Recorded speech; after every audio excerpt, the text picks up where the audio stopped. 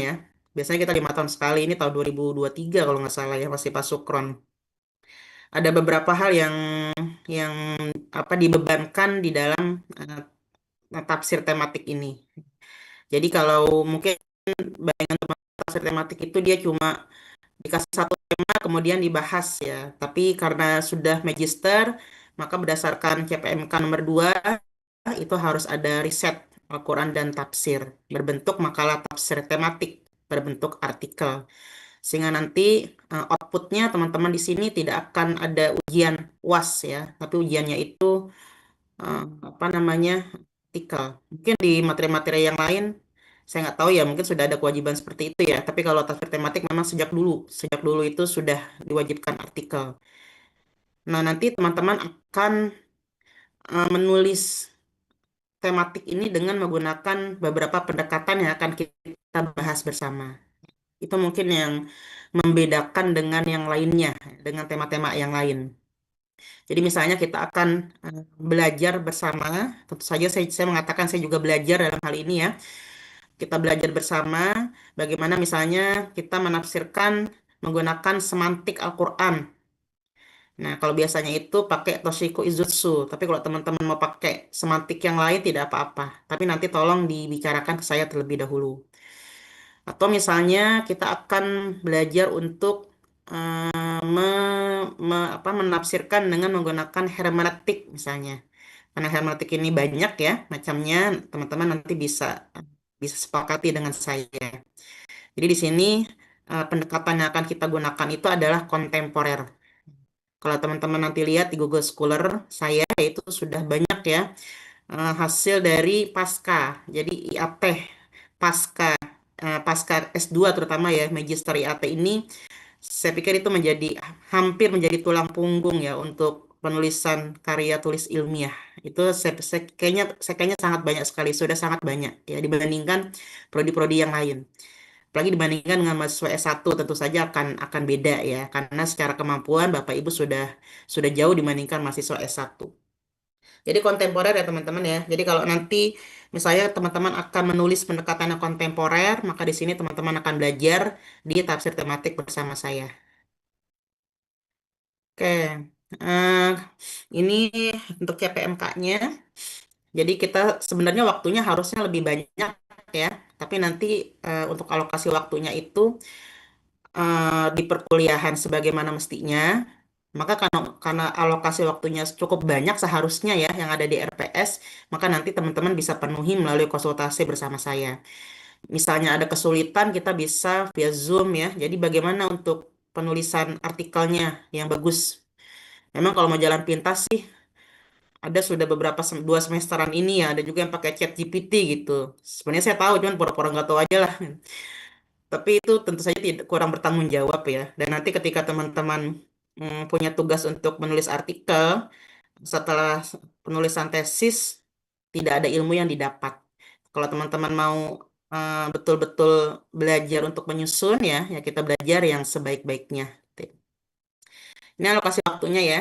Jadi alokasi waktunya itu cukup banyak, tapi nanti bisa kita penuhi kalau memang tidak terpenuhi di perkuliahan, di luar perkuliahan melalui pertanyaannya. Jadi melalui bimbingan penulisan artikel. Oke. Sebelumnya kita akan bahas ya. Saya nggak tahu sebenarnya latar belakang dari teman-teman apakah semuanya itu dari prodi IAT atau tidak.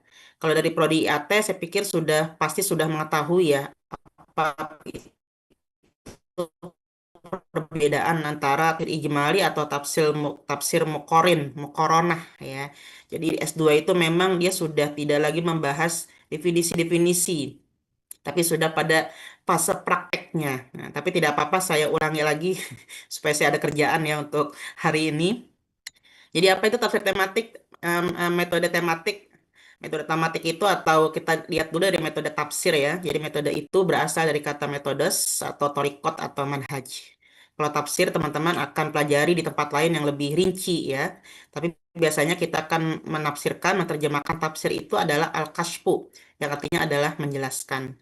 Jadi metode penafsiran itu adalah cara yang teratur dan terencana yang digunakan untuk membuka atau menyingkap dan menjelaskan kandungan Al-Quran. Tentu kalau yang kita tahu penafsiran yang pakemnya yang sudah ada itu adalah tafsir Al-Quran dengan Al-Quran, tafsir Al-Quran dengan hadis, tafsir Al-Quran dengan perkataan sahabat. Nah, itu pun nanti tidak akan kita tinggalkan ya teman-teman ya. Meskipun mungkin nanti di beberapa pendekatan-pendekatan itu, misalnya hermeneutik. Hermeneutik itu tentu tidak menggunakan pakem yang sudah ada seperti itu. Ya, tapi kalau memang nanti teman-teman ingin menganalisanya, selain menggunakan hermeneutik, dianalisa menggunakan pakem penafsiran yang sudah ada, itu juga tidak masalah dan sangat bagus justru. Atau misalnya nanti kita pakai misalnya pendekatannya kiroah mubadalah ya, tentang kesetaraan gender misalnya. Nah, itu juga nanti bisa, ya, bisa tetap kita gunakan tafsir-tafsir klasik ya. Jadi perbedaannya memang kalau IIKI Jakarta itu kita tidak tidak meninggalkan klasik demi untuk yang kontemporer. Jadi kontemporer itu tetap harus disandingkan dengan klasik. Misalnya kalau di dalam jurnal pun kan paling tidak ada minimal 20-30% lah ya. 30% bagusnya itu materi-materi klasik atau rujukan-rujukan klasik. Sisanya baru rujukan yang kontemporer. Jadi tidak kita tinggalkan ya. Nah, ini untuk metode-metode ya. Kan ada perbedaan ya teman-teman ya dari empat metode itu. Dari empat cara penulisan Al-Quran. Nah, jadi yang namanya tematik, tahlili, kemudian ijmali, mukorona, itu adalah cara penulisan, cara metode-metode penulisan atau cara penulisan, atau bisa bisa juga diartikan mungkin sistematika penulisannya ya. Ada empat yang digunakan oleh para mufasir ketika menuliskan tafsirnya. Yang klasik itu biasanya mereka menggunakan tahlili. Seperti misalnya kita kita lihat di Tobari, Ibnu Katsir itu tahlili. Jadi kalau tahlili itu dipretelin sampai habis gitu ya. Misalnya lafaz qul huwallahu ahad. Kulnya itu apa, kemudian dia fiilnya fiil apa, kemudian huwa itu apa, ahad itu apa, dipretelin. Kemudian sabab nuzulnya apa, kiroatnya apa. Jadi semua hal yang terkait dengan kata demi kata pada ayat itu dikeluarkan. Sedangkan nanti ada perbedaan dengan tematik ya. Nanti kita lihat perbedaannya apa. Jadi kalau nanti teman-teman menulis tesis ya, tesis kan tematik ya teman-teman ya. Makanya ada materi tafsir tematik tapi tidak ada materi tafsir tahlili. Karena nanti teman-teman akan menulis tesisnya menggunakan tematik. Jadi kalau misalnya teman-teman di penulisan tesis itu sampai dipretelin seada-adanya, misalnya ada sebuah ayat kemudian dikeluarkan semuanya. Dari mulai kiroatnya apa, apanya apa, tapi dia tidak ada kaitan dengan temanya. Nah, itu salah ya. Karena kenapa? Karena itu adalah tahlili. Jadi nanti yang paling sering kesalahan penulisan itu adalah tidak bisa membedakan antara tafsir tematik dengan tahlili. Ini yang pertama ijmali ya, global ya. Kalau global itu misalnya kalau dalam tafsir kita lihat punyanya tafsir Jalalain misalnya yang sifatnya itu dia global atau tafsir Baydawi ya. Kalau tahlili ini contohnya seperti tafsir Tobari, Ibnu Katsir dan mayoritas tafsir klasik itu biasanya ditulis dengan cara tahlili.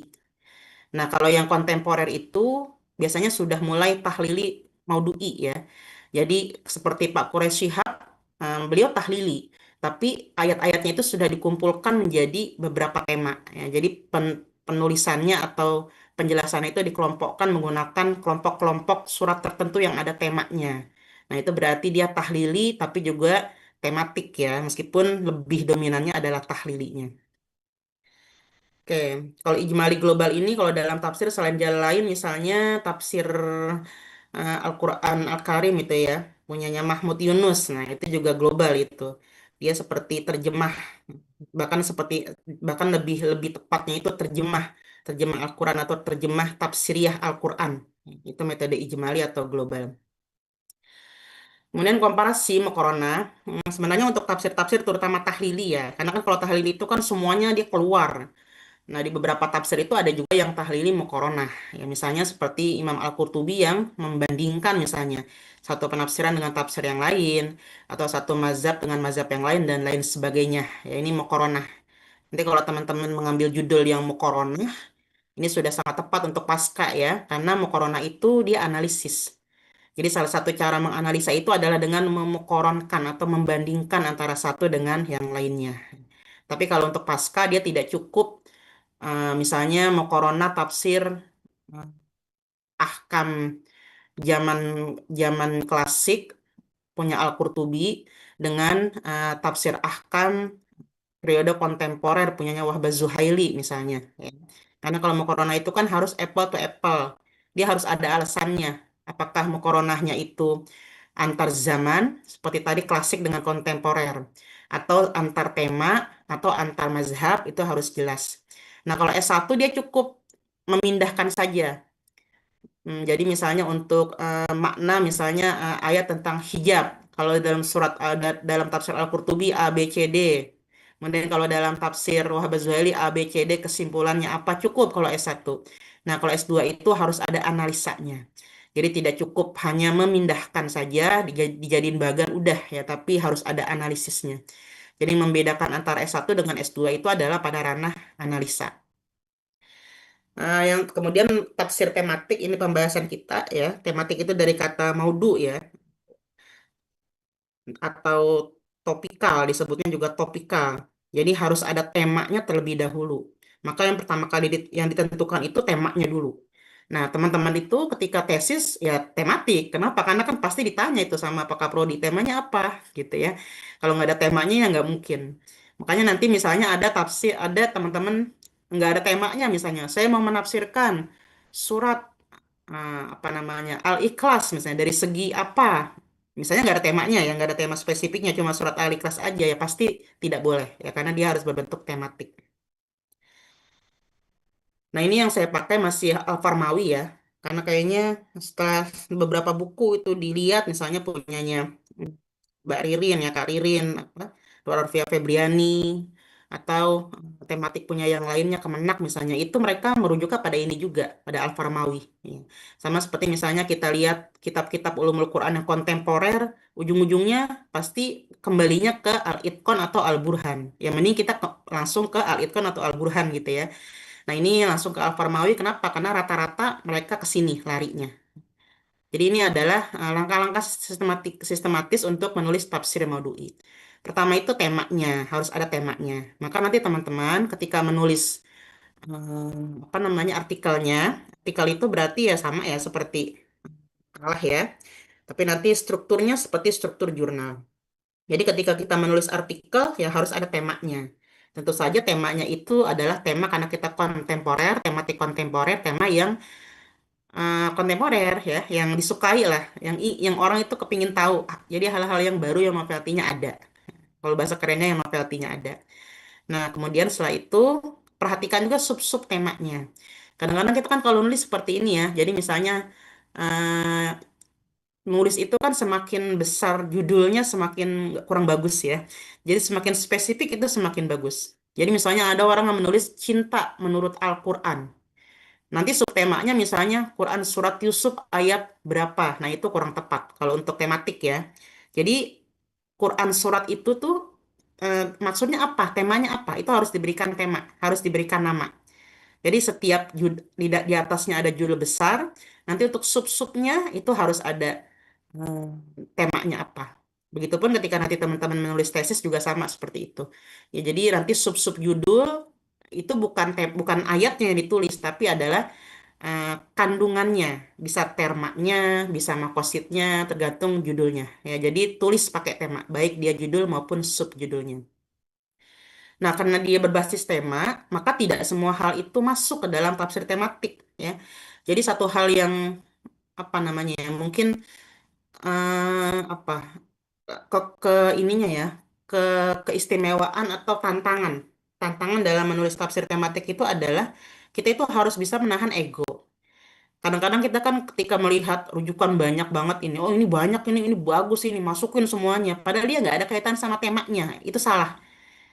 Saya bilang aja langsung itu salah ya. Besok kalau teman-teman ada yang nulis seperti itu langsung akan saya coret ya. Meskipun itu bagus.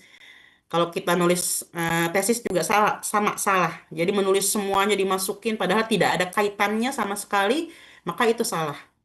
Kalaupun misalnya kita sedang menulis tiba-tiba melihat sesuatu yang bagus nih ya, ada kaitannya dengan tema tapi dia nggak masuk dalam pembahasan, itu nanti masuknya di saran ya. Itu baik itu pada tesis maupun pada jurnal. Jadi nanti dimasukkan ke dalam saran, saran untuk penulisan atau penelitian orang lain atau penelitian kita yang akan datang. Jadi harus fokus pada temanya. Kalau perlu tulis itu di laptop itu ya kalau nulis tesis ya supaya jalannya nggak kemana-mana gitu ya. Oh temanya ini sehingga nanti tidak tergoda untuk memasukkan yang bukan temanya. Jadi harus betul-betul fokus pada temanya apa. Kalau tidak masuk temanya meskipun penting jangan dimasukin ya karena itu bukan tematik namanya tapi tahlili ya atau analisis. Kemudian setelah itu menghimpun ayat-ayat Al-Quran yang berkaitan dengan masalah tersebut. Ini yang nomor dua ya. Jadi setelah temanya ditentukan, cari ayat Qurannya. Kalau memang sulit carinya, biasanya kita itu pakai mukjam, ya mukjam mufahris. Jadi kalau memang mau yang otentik ya, atau mau yang jadul ya, pakai mukjam, cari mukjam. Ayat-ayat yang terkait dengan itu. Kalau tidak mau, ya pakailah chat GPT, tidak masalah. Ya, yang penting bertanggung jawab. Artinya bertanggung jawab itu apa? Setelah teman-teman cari chat GPT, ingat, chat GPT juga bilang bahwa dirinya sendiri bisa salah. Dia aja nggak percaya diri ya. Kenapa kita harus mempercayakan seluruhnya kepada dia? Tetap harus dicek. Ya, jadi betul tidak ayat-ayat yang terkait tema itu bunyinya ini. Dari mana? Bagaimana cara kita mengecek ya? Mujam, mujam lagi, mujam lagi. Kalau tidak mujam ya kembali ke kitab tafsir. Jangan sampai nanti ada kesalahan persepsi ya. Kalau ini salah persepsi bukan cuma salah paham dengan manusia ya, salah paham dengan Tuhan ini dengan Allah. Itu bahaya. Oke, setelah itu disesuaikan di klasifikasi ya, makiyah dan madaniyah. Ini mungkin Makkiyah Madaniyah ini kalau teman-teman tidak merujuk pada tafsir ya. Kalau menurut saya ini nanti bisa merujuk kepada tafsir. Jadi kalau apa sih gunanya Makkiyah Madaniyah itu? Makkiyah Madaniyah itu kalau dulu ya Mas Al-Farmawi ya sangat berguna untuk memahami yang pertama. Kemudian yang kedua kalau misalnya ada ayat yang am, ayat yang khos itu juga bisa dilihat ya. Karena kan ada yang mengatakan ayat yang khos itu adalah ayat yang turunnya belakangan ya. Ayat yang am itu ayat yang turunnya duluan. Seperti itu. Jadi bisa dengan pengelompokan makiyah madaniyah. Terutama misalnya kalau teman-teman mengkaji makosid. Kalau makosid itu ya pasti akan melihat pada makiyah dan madaniyahnya karena akan melihat latar belakang. Atau mengkaji temanya tentang hermeneutik. Hermeneutik itu kan berarti kan melihat pada masa lalu kan. Jadi pada kondisi sosial di masa lalu, berarti mau tidak mau melihat pada makiyah madaniyah. Kemudian sababun nuzul, kalau sababun nuzul saya pikir pasti harus ada ya. Ketika ada ayat Quran yang sababun nuzulnya artinya pasti akan dikaitkan dengan tema. Kenapa? Karena tidak bisa memahami sebuah ayat kalau tidak memahami sababun nuzulnya. Atau tidak sababun nuzulnya. Ya, meskipun ayat ada sabab juga outline-nya disesuaikan. Nah, setelah itu ini yang nomor 7 ya apabila tidak merujuk pada tafsir ya berarti harus berusaha untuk menerapkan kaidah-kaidah ulumul Quran. Mana mutlak muqayyadnya, mana mantuk mafhumnya, mana am dan khasnya. Nah, di tingkatan magister ini teman-teman harus sudah bisa memahami ya apa sih am dan khas itu? Apa sih bedanya dia dengan mujmal mubayyin misalnya atau dengan mantuk mafhum atau dengan mutlak muqayyad. Jangan sampai magister IAT tidak mengetahui ya ciri khas am dan khos di dalam Al-Quran itu apa sih? Kemudian ciri khas mujmal mubayyin itu apa sih? Jangan sampai tidak mengetahui. Tapi kalau memang teman-teman belum belum jejak banget ya maksudnya tuh udah tahu tapi apa ya bedanya ini ya. Nah, itu teman-teman kalau saran saya teman-teman bisa membaca di kitab Al-Itqan itu yang paling bagus dan lengkap. Bab 3, bab 4 itu ada pembahasannya ya. Terjemahnya juga sekarang sudah ada. Jadi diupayakan upgrade pengetahuan tentang basic-basic ulumul Quran ya. Karena kita adalah IAT ilmu Al-Quran tafsir. Supaya nanti tidak ada kesalahan juga nih ketika kita kontemporer itu kadang saya pernah dulu di Siakat itu saya dikritik Bu Ade katanya jangan ke barat-baratan. Saya nggak ngerti itu saya ke barat-baratannya sebelah mana gitu ya. Karena saya orang Bekasi nih. Bekasi. Nggak ada barat-barat ya lah kalau Bekasi mah ya ngomongnya aja begitu. Artinya karena tidak memahami kadang-kadang. Jadi ketika ada sesuatu yang mungkin bahasanya itu kayak apa ya? Nanti semantik ya, di semantik. Bahasanya itu bahasa yang asing gitu ya. Tapi sebenarnya ketika kita mempelajari ulumul Quran itu sudah ada di situ. Jadi jarang sekali sebenarnya kalau dalam kontemporer itu sesuatu yang baru banget itu jarang sekali. Biasanya itu sudah ada sebelumnya, tapi dia memberikan nama yang berbeda gitu ya. Atau misalnya mirip ya, cuma dia ditambahin sama A atau sama B ya, sehingga nanti formulanya itu agak berbeda, tapi sebenarnya dia juga ya. Nah, ketika kita sudah memahami secara secara matang ulumul Quran, tinggal dikait-kaitin aja, oh ini sama nih dengan munasabat, oh ini sama nih dengan makosid begitu ya. Jadi tidak banyak perbedaan sebenarnya. Kemudian setelah itu kesimpulan. Kayak ini kelebihannya, kelemahan nanti bisa dibaca sendiri. Kayak ini corak tafsir, teman-teman sudah tahu pasti ya. Nanti kita akan gunakan untuk referensi. Jadi kalau memang tafsir apa temanya itu ilmi, maka nanti tafsirnya Jawahir misalnya. Meskipun saya nggak rekomen kalau ilmi ya teman-teman ya, teman-teman nulis artikel atau nulis tesis yang ilmi itu saya nggak rekomen. Kecuali memang basicnya dulu itu ilmuwan ya, atau dulu tuh pernah ada teman IAT yang S1-nya itu jurusan apa yang listrik pokoknya dah, ada tentang listrik-listriknya gitu.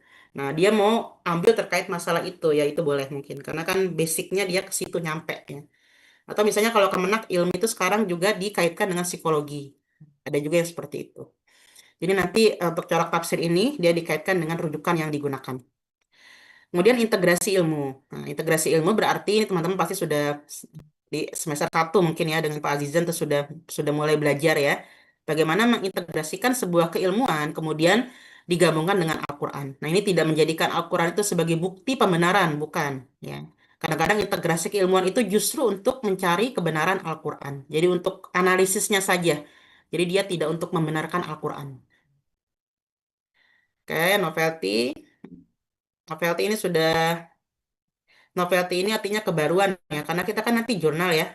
Novelty itu bisa dari beberapa hal, bisa judulnya yang betul-betul baru, atau misalnya pendekatannya yang baru, atau misalnya tempatnya yang baru, ya.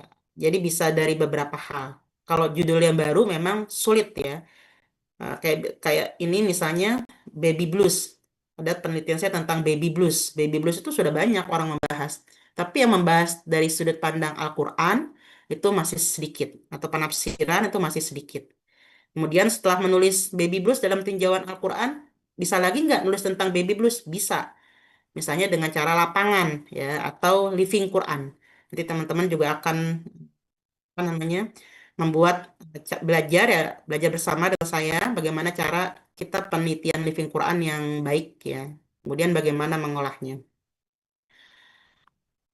Oke, tapi nanti untuk eh, di materi ini fokus pada penulisan tematiknya.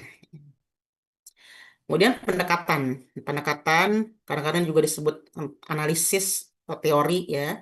Jadi pendekatan yang akan kita gunakan itu adalah yang kontemporer. Topik-topiknya, nah ini caranya tadi dulu ya. Ini ya. Ini ketika dulu masih 20-an ya. Nanti saya akan cari lagi coba ya. Karena kalau 40 berapa kelompok itu berarti tiga lah. Maksimal tiga. Tiga katanya. Kalau empat itu yang satu ngopi. Dia nggak kerja itu pasti ya. Yang satu berdarah, yang satu berkeringat, yang satu lumayan lepek, yang satu lagi ngopi itu pasti kalau berempat. Ya, jadi sebenarnya dua itu bagus ya. Tapi ya tiga lah nggak apa-apa. Nah, pendekatan-pendekatan itu nanti teman-teman akan membuat sebuah tema dengan pendekatan semantik Al-Quran. Ya, jadi step-stepnya itu menggunakan semantik. Bagaimana penerapan penafsiran menggunakan semantik. Nah, ini biasanya lugawi bahasa ya. Teman-teman yang suka bahasa, ini nanti bisa ambil judulnya semantik. Dan kemudian yang kedua resepsi. Resepsi itu living Quran. Ya, resepsi itu living Quran. Resepsi itu ada tiga. Ada apa resepsi eh, eksegesis. Eksegesis itu berarti penafsiran ya. Jadi nanti teman-teman mencari pemahaman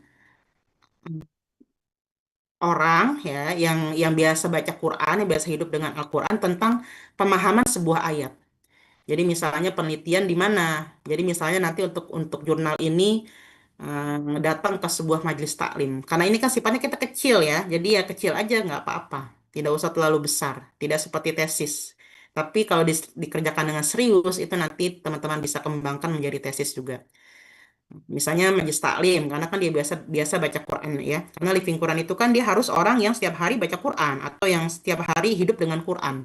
Tidak bisa misalnya orang non Muslim dijadiin resepsi living Quran itu nggak bisa. Atau misalnya orang yang nggak pernah ngaji, kagak sholat ya, dijadiin living Quran itu nggak bisa. Jadi misalnya di majelis taklim, resepsinya apa? Eksegesis. Berarti kalau eksegesis, bagaimana dia memahami ayat-ayat Al-Quran. Seperti kemarin saya belum lama itu ya, pemahaman resepsi eksegesis terkait dengan pemahaman perempuan majelis taklim pada hak-hak perceraian.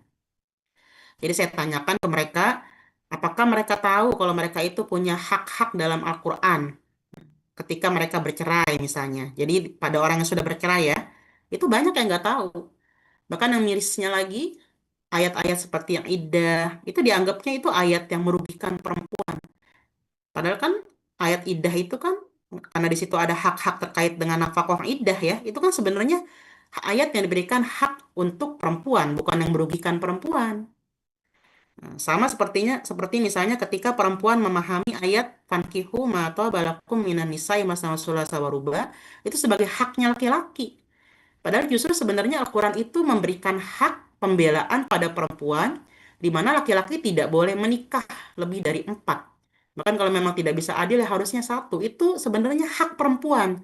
Jadi Al-Quran ingin menjaga perempuan. Tapi selama ini dipahami oleh masyarakat kita, itu tuh senjatanya laki-laki gitu. Ya, itu eksegesis namanya.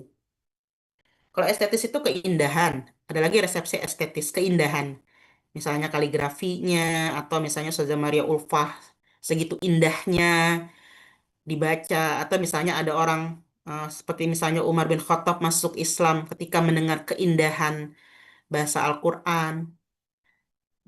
Atau misalnya yang terjemah ya, terjemah. Jadi keunikan terjemah itu resepsi estetis. Kalau resepsi fungsional itu, ada lagi yang ketiga resepsi fungsional. Misalnya teman-teman ada yang praktisi ruqyah. Misalnya ya kan ada juga tuh banyak beberapa teman-teman yang bisa meruqyah. Nah, nanti dicoba dicek gitu ya.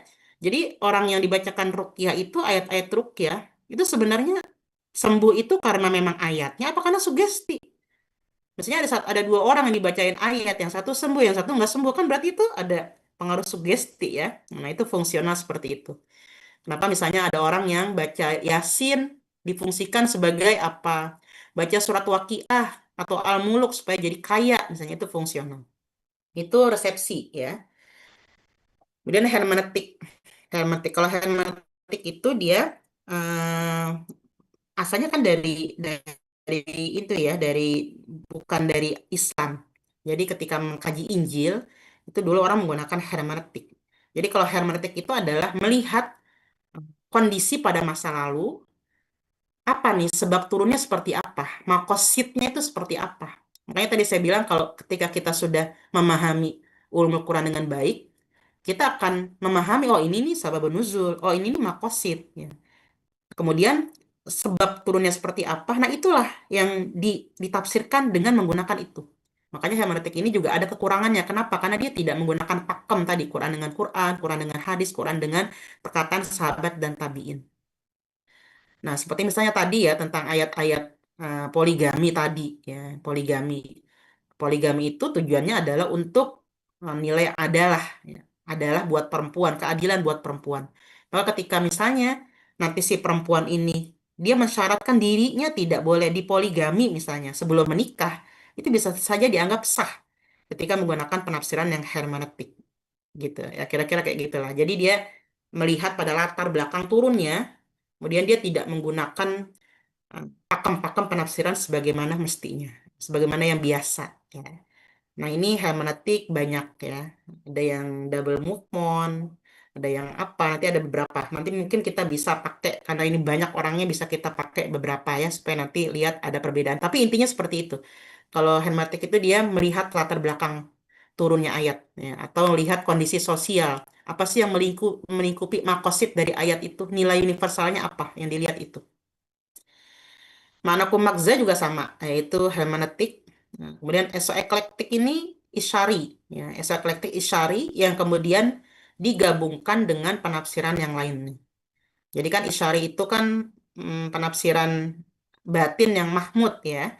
Isyari kan ada dua ya, ada yang mahmud, ada yang mazmum. Kalau yang mazmum itu yang batini, yang dia menafsirkan makna yang tersirat, pokoknya cuma itu maknanya. Yang boleh itu kan harus ada makna yang tersurat, setelah itu baru boleh yang tersiratnya. Nah, kalau esok eklektik ini nanti digabung dengan pembahasan-pembahasan lain.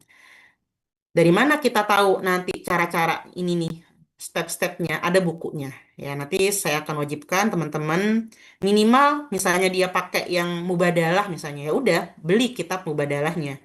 Minimal ya. Tapi kalau mau beli 10-10-nya atau nanti ada 12-12-12-nya itu bagus ya. Karena ini kitabnya kecil-kecil ya, jadi dia tidak yang berjilid-jilid. Kemudian ekologi ini punya Pak Mujiono atau punya Mbak Nur Arfia Febriani ya. Ini bisa digunakan. Ekologi itu kalau sekarang ekoteologi. Tolong diingetin saya, nanti saya ubah ya. Ini nomor 6 ini menjadi ekoteologi punyanya Kementerian Agama. Nah, itu sedang dibahas. Jadi ekoteologi itu bagaimana menyadarkan atau prinsip bahwa alam itu adalah tanggung jawab kita sebagai khalifah kayak gitu. Ini sangat disukai, sedang sedang tren ya, sedang trending. Kemudian moderasi beragama, Kementerian Agama karena ini materi wajib. Jadi nanti kalau teman-teman ditanya, ada misalnya ada ini survei Kementerian Agama. Apakah di kampus Anda mempelajari moderasi beragama? Nah, itu Anda harus bilang iya. Pada materi apa? Pada materi tafsir tematik. Ya. Oke, nanti moderasi beragama ini boleh pakai yang punya Kemenak, boleh yang pakai apa tuh yang ada 10 gitu ya. Tawazun, kemudian ta'adul, tawasud boleh ya pakai yang mana aja boleh. Ya, yang penting dia ada indikatornya. Kalau Kementerian Agama kan berarti indikatornya 4 ya. Nanti disesuaikan teman-teman penulisannya ya. Jadi saya nggak menerima tulisan yang berasal dari hasil semedi habis ngerokok sambil berpikir atau hasil apa nggak menerima. Jadi harus ada step-step indikator yang saya berikan yang ada di bukunya harus diikuti. Misalnya begini, moderasi beragama Kementerian Agama itu ada 4 ya. Ada eh, ada nilai-nilai kebangsaan yang pertama toleransi, anti kekerasan dengan menghargai budaya lokal. Maka nanti pembahasannya harus itu. Nggak boleh moderasi beragama, sejarah moderasi beragama itu saya nggak mau begitu. Jadi misalnya teman-teman menulis tentang kemarin itu ada yang menulis tentang ini jembatan apa tuh jembatan apa yang ada di Istiqlal tuh ya dengan katedral itu ya. Jadi katanya apa itu analisis moderasi beragama gitu. Itu nanti ada ayat Al-Qur'annya. Jadi dari segi toleransinya apa, dari segi nilai kebangsaannya apa gitu. Ya, jadi sesuai dengan indikator-indikatornya. Kemudian tafsir Maqasidi ini juga sama. Nanti harus sesuai dengan bukunya. Maqasidi ini ada banyak ya, ada maqasid ayat, ada maqasid surah, ada maqasid Al-Qur'an, bahkan ada maqasid kata per kata. Jadi teman-teman ingin menganalisis maqasid apanya? Misalnya antara satu ayat dengan ayat. Misalnya maqasid kata misalnya, ya berarti maqasid kata. Jadi harus sesuai dengan yang ada di Waspi Asyur. Sekali lagi, ini bukan bukan ini ya, nanti isinya tuh bukan tafsir maqasid wasfi asyur adalah bukan. Jadi nanti teman-teman harus memilih ayat dan tema. Nah, ayat dan tema itulah yang dianalisa menggunakan pendekatan-pendekatan ini.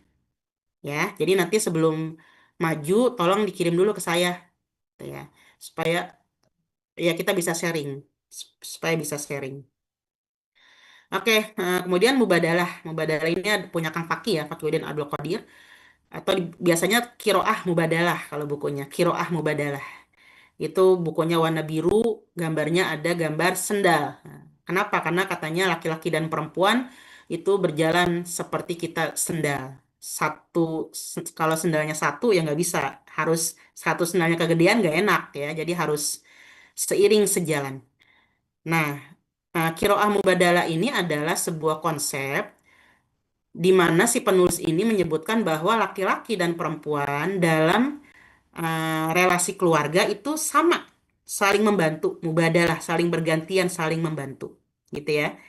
Jadi bahkan ada yang mengatakan kalau Buya Hussein itu dalam dalam kalau ada film itu ya, coba nanti teman-teman lihat film tentang yang kebun jambu kalau nggak salah. Ponpes kebun jambu punya Mas Rifah ya. Jadi Buya Husain ini ulama ya, kakaknya Walid Hasim Sakho Cirebon. Jadi beliau mengatakan ar-rijalu qawwamuna 'alan nisa. Jadi lafaz ar-rijalu itu tuh bukan bermakna laki-laki, tapi lebih dimaknai seperti maskulinitas. Jadi kalau teman-teman pernah mendengar misalnya laki-laki apa laki-laki perempuan gitu ya, laki-laki perempuan, gimana? Ada perempuan maskulin gitu ya, ada laki-laki feminin. Nah, jadi misalnya ada dalam sebuah rumah tangga yang kerja perempuan, kayak kayak saudara-saudara kita yang menjadi TKW di Hong Kong atau di Saudi, misalnya yang kerja istrinya, suaminya di rumah, itu berarti yang ar-rijalu itu istrinya. Jadi dia itu tidak menunjuk pada gender, tapi pada sifat ya, karakter gitu. Ar-rijalu qawwamuna 'alan nisa. Nah, tapi tentu saja supaya tidak salah paham, teman-teman harus baca bukunya. Karena nggak semua ayat itu boleh dimubadalahkan. Karena pernah dulu ada yang buat apa makalah ini ya, kira mubadalah. Masa salah satunya yang dikira mubadalahkan itu adalah poligami katanya. Jadi karena laki-laki itu boleh poligami, maka perempuan boleh poliandri. Terus dia cari-cari alasannya, terus dia bilang, Bu, saya nggak ketemu dalilnya. Ya emang nggak ada dalilnya. Siapa yang nyuruh? Siapa yang bilang kalau itu apa namanya kira mubadalah itu artinya harus sama semuanya? Enggak begitu. Ada pakem-pakemnya, dijelaskan pada bukunya. Seperti misalnya kalau Kang Fakih mengatakan ayat Quran itu ada yang qot'i, ada yang zoni, ya. Kalau yang qot'i dia udah nggak bisa diubah. Misalnya apa ya poligami itu? Karena dia sudah qot'i, ayat sudah sangat jelas menyebutkan bahwa itu adalah fankihum atau balakum, ada kata minan nisa'i, itu udah qot'i, udah nggak bisa kemudian jadi eh, laki-laki ya perempuan bisa poliandri gitu ya, itu nggak bisa. Ya, jadi ada pakem-pakemnya, maka dia harus dibaca bukunya supaya teman-teman bisa memahami ya. Kemudian tadabbur Al-Quran Abdurrahman Habanaka ini banyak, ini ada 80-an ya. Nanti teman-teman bisa ambil satunya, salah satunya. Tapi kalau tidak pakai ini karena bukunya agak susah. Kalau nggak salah di PDF-nya sekarang sudah ada ya. Umul Quran itu bisa dijadikan tadabur.